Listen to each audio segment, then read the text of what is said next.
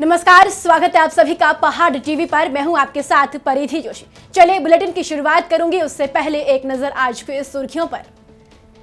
पुष्कर सिंह धामी होंगे उत्तराखंड के नए मुख्यमंत्री, विधायक दल की बैठक में लगी मुहर। पूर्व विधायक शैलेंद्र रावत ने लगाई यमकेश्वर की विधायक रितु खंडूरी पर क्षेत्र की उपेक्षा का आरोप।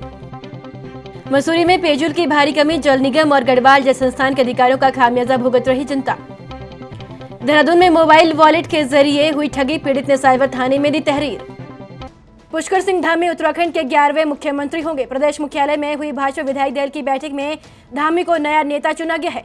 धामी तीरथ सिंह रावत का स्थान लेंगे। वह उधम सिंह नगर जिले की खटीमा सीट से लगातार 2 बार विधायक चुने गए हैं और उत्तराखंड में अब तक के सबसे कम उम्र के मुख्यमंत्री बनेंगे। भाजपा मुख्यालय में हुई विधायक दल की बैठक में पुष्कर सिंह धामी के नाम पर मुहर लगी है। धामी के नाम पर रखे गए प्रस्ताव को सर्वसम्मति से पारित किया गया है। पूर्व विधायक शैलेंद्र रावत उपेक्षित यमकेश्वर की समस्याओं को लेकर पत्रकारों के समक्ष पहुंचे। पत्रकार वार्ता के दौरान पूर्व विधायक ने यमकेश्वर की विधायक रितु खंडूरी पर क्षेत्र की उपेक्षा का आरोप लगाते हुए कहा कि उत्तराखंड बने हुए 21 साल हो गई हैं और यमकेश्वर विधानसभा में भाजपा ही काबिज है, लेकिन भाजपा ने यमकेश्वर को उपेक्षा के अलावा कुछ नहीं दिया है। भाजपा अपने जुमलों के बलबूते पर यमकेश्वर की जनता को अपने पक्ष में कर लेती है और जीतने के बाद दोबारा क्षेत्र की समस्याओं की ओर मुड़कर नहीं देखती है। देखिए, विधायक जी को जो करना चाहिए था इन 4.5 सालों में वो कहीं दिखाई नहीं दे रहा है। उल्टा केवल एक ही बात हो रही है। मैं विधायक जी से आपके माध्यम से भी पूछना चाहता हूं, जो मुख्यमंत्री राहत कोष का बंदरबाट किया, ये राहत कोष असमर्थ, असहाय, निर्धन, अनुसूचित जाति के गरीब लोगों के व्यक्तियों के लिए था। आपने जो है वो अपने पीआरओ को 35,000 रुपये दे दिए। दूसरा, आपने पदाधिकारियों को 10,000, किसी को 15,000, किसी को 20,000, आम जनमानस को आपने 3,000 रुपये दिए। तो आप जवाब दो ना। इतने दिन से सोशल मीडिया में जो है यमकेश्वर की जनता पूछ रही है, आज मैं भी पूछ रहा हूँ, क्यों नहीं दे रहे हो जवाब? आपका शिक्षा में क्या व्यवस्था है? जीरो बताओ ना। शिक्षा में मैंने क्या काम किया? आपका स्वास्थ्य में तो पूरे भारत सरकार में आपका पकड़ है, आपकी इतनी मजबूत स्थिति है। आपके सम्मानित पतिदेव जी जो हैं भारत सरकार के स्वास्थ्य सचिव हैं। आपको तो मेडिकल कॉलेज, बेस हॉस्पिटल, सारे स्वास्थ्य की सेवाएँ मजबूत कर देनी थी। आपका पेयजल का जीरो है। आपका टूरिज्म में एक गढ़वाल विकास मंडल का बंगला है यमकेश्वर में, उसमें जानवर बैठ रहे हैं, वो जीर्ण शीर्ण स्थिति में है। आपका सारी चीज़ों में जो है, आपका बेरोजगारी में जीरो है, रोजगार आप दिला नहीं पाए। मसूरी में मसूरी यमुना पेयजल योजना के तहत करीब 68 किलोमीटर में पेयजल लाइनों को डालने का काम किया जा रहा है, लेकिन जल निगम और ठेकेदार द्वारा किए जा रही लापरवाही का खामियाजा आम जनता को भुगतना पड़ रहा है। मसूरी पेयजल लाइनों को डालने को लेकर सड़क को खोदा जा रहा है। वहीं पुरानी पेयजल की लाइनों के साथ अंडरग्राउंड हो रखी विभिन्न विभागों की लाइनों को भी क्षतिग्रस्त किया जा रहा है, जिससे लोगों के साथ विभिन्न विभागों के अधिकारियों को खासी परेशानियों का सामना करना पड़ रहा है। मसूरी, झड़ीपानी, बारलोगंज, मैरीविल स्ट्रेट, हिलबर्ड आदि जगहों पर पिछले 15 दिनों से पेयजल की आपूर्ति नहीं हो पा रही है।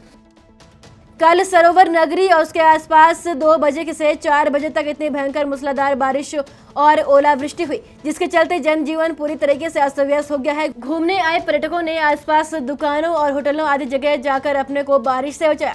इसी बीच यहाँ लोक निर्माण विभाग, नगर पालिका और सिंचाई विभाग की पोल खुलती नजर आई है। नालियों के बंद हो जाने से बारिश का पानी सड़कों पर तालाब बन गया। इधर कई लोगों के घर में पानी घुस गया। नालियों के बंद हो जाने से गंदा पानी सड़कों पर बह रहा है। सारी गंदगी झील में समा गई। अलग अलग वीडियो के माध्यम से आप देख सकते हैं। देर शाम तक बारिश का दौर जारी रहा। मसूरी में उत्तराखंड आम आदमी पार्टी के प्रदेश प्रभारी दिनेश मोहनिया का मसूरी पहुंचने पर आप पार्टी के कार्यकर्ताओं ने जमकर स्वागत किया। इस मौके पर दिनेश मोहनिया ने पत्रकारों से वार्ता करते हुए कहा कि भाजपा सरकार ने जनता को ठगने का काम किया है। उन्होंने कहा कि पूर्ण बहुमत की भाजपा सरकार 5 साल के लिए एक स्थिर मुख्यमंत्री नहीं दे पाई है। उन्होंने कहा कि भाजपा की सरकार द्वारा प्रदेश के विकास के लिए कुछ नहीं किया गया है। नगर पालिका मंगलौर द्वारा 2 जुलाई 2021 को लगभग 11:45 पर मलकपुरा रोड पर सीसी सड़क निर्माण कार्य कराया जा रहा था। जब देर रात्रि नगर के आम लोगों के द्वारा निरीक्षण किया गया तो निरीक्षण में कई चौंकाने वाले खुलासे हुए। यहाँ पाया कि उसमें नगर पालिका के ठेकेदार द्वारा निर्माण कार्य कराया जा रहा है, लेकिन निर्माण में दिन रात नगर पालिका के ट्रैक्टर ट्रॉली और कर्मचारी लगाकर नगर पालिका अध्यक्ष के भाई शमशाद अली द्वारा ठेकेदार से साठगांठ कर यह निर्माण कार्य कराया जा रहा है और इस निर्माण में जो मलबा सड़क तोड़कर निकाला जा रहा है उससे नगर पालिका के कर्मचारियों द्वारा ट्रैक्टर लगाकर नगर पालिका के अंतर्गत बनाई जा रही ईदगाह की पश्चिम पटरी पर जो मिट्टी भराव होना था वहां पर इस मलबे से भराव किया जा रहा है।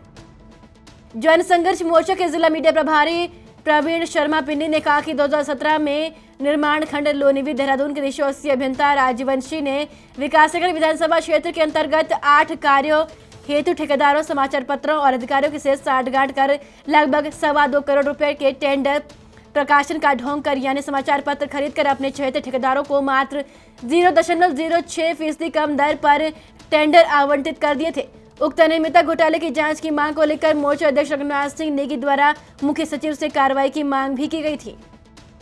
सारा इंडिया में कार्यरत प्रेमनगर निवासी आरसी पाल के द्वारा सारा इंडिया की फ्रेंचाइजी भी ली गई थी, जिसके बाद निजी कारणों की वजह से उन्हें फ्रेंचाइजी छोड़ दी गई थी। आरसी पाल का कहना है कि उनको ये नहीं बताया गया था कि अगर वो फ्रेंचाइजी छोड़ते हैं तो आपको संस्था से बाहर कर दिया जाएगा और साथ ही एम्प्लॉय कोड भी सीज कर दिया गया है।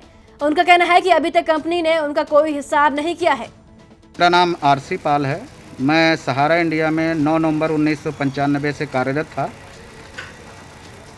और वर्किंग के साथ साथ मेरे नाम से मैंने सहारा इंडिया की फ्रेंचाइजी प्रेमनगर में ले रखी थी। फ्रेंचाइजी किसी कारणवश मैंने छोड़ दिया था प्रेमनगर की, जो मेरे की कुलिक आदित्य शर्मा ने लिया। उसके छोड़ने के बाद तब किसी मैनेजमेंट ने मुझे ये नहीं बताया था कि अगर आप फ्रेंचाइजी को छोड़ेंगे तो आप संस्था से बाहर किए जाएंगे। जैसे भी फ्रेंचाइजी छोड़ने के लिखित लेने के बाद उन्होंने 1 महीने के बाद अपने आप इन्होंने पेपर में ऑनलाइन इन्होंने कंप्यूटर में मेरा एम्प्लॉय कोड जो है ब्लॉक कर दिया, लॉक कर दिया, सीज कर दिया।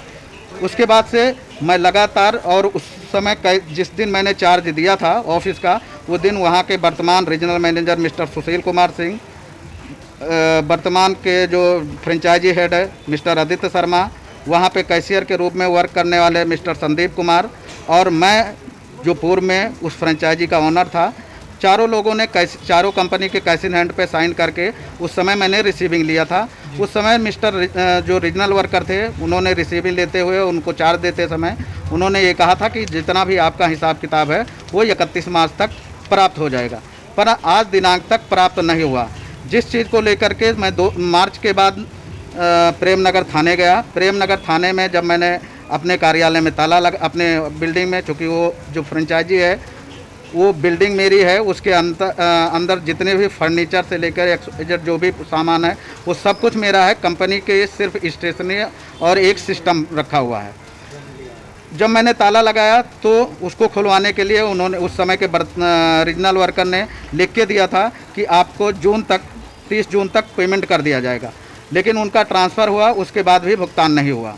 उसके बाद मैंने नेहरू कॉलोनी थाने को शिकायत किया। नेहरू कॉलोनी थाने में बुला करके जब उनसे कहा गया, उन्होंने कहा कि इनके जो भी फ्यूचर फंड हैं उसके साथ इनका जितना भी हिसाब किताब होगा वो आ जाएगा, उसके सारे प्रपत्र इनको प्रेषित करने होंगे।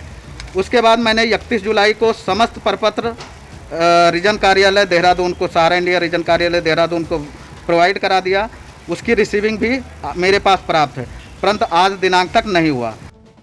वनस्थली बल्लूपुर निवासी एक व्यक्ति से 1 लाख रुपए की ठगी का मामला सामने आया है। पीड़ित की पहचान योगेश पंत बताई जा रही है। पीड़ित ने साइबर थाने में तहरीर दी है और यहां से प्रकरण कैंट थाने भेज दिया गया है, जिसके चलते पुलिस ने मुकदमा दर्ज कर लिया है और इस मामले की जांच शुरू कर दी है। उत्तराखंड की बड़ी खबरों में फिलहाल इतना ही। बाकी अपडेट के लिए हमारे साथ बने रहिए और देखते रहिए पहाड़ टीवी। नमस्कार। उत्तराखंड की बड़ी खबरों में फिलहाल इतना ही और अब हमें दीजिए इजाजत। बाकी अपडेट के लिए हमारे साथ बने रहिए और देखते रहिए पहाड़ टीवी। नमस्कार। ये है मेरा उत्तराखंड।